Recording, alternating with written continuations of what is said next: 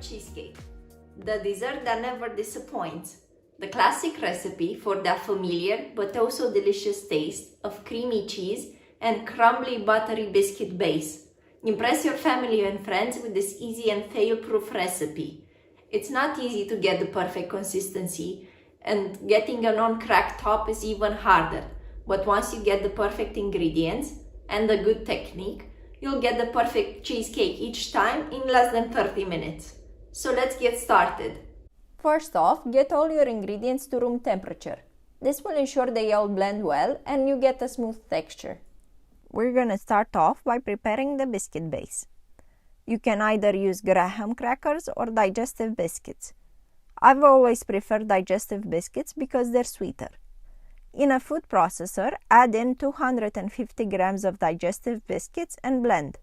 Make sure you have no big pieces left. Then add in 150 grams of melted butter and mix again. In the end, it should have the texture of wet sand. If it's too wet, you can always add in some more biscuits until you reach the right consistency. Once the crumble is ready, you have to prepare the baking tray. So add a baking sheet to the bottom of a spring form and close it up. Butter up the edges and the bottom, and add another piece of baking sheet to the edges of the pan so that the margins of the cheesecake don't stick.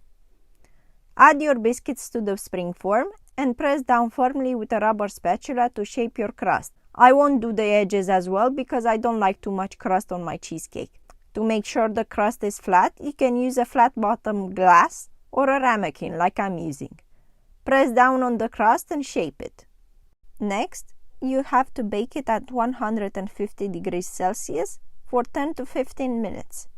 After you finish baking it, take it out and put it in the fridge to firm up until the rest of the ingredients are ready. Now we're gonna start preparing the filling.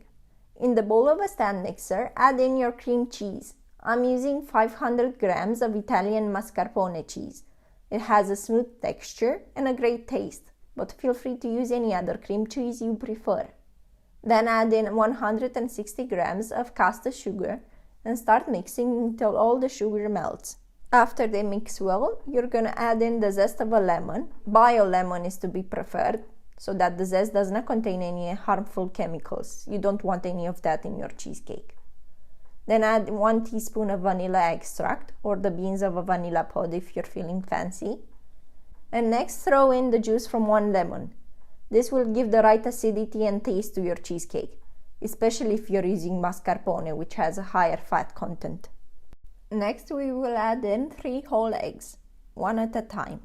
No need to beat them up before, the mixer will do that for you.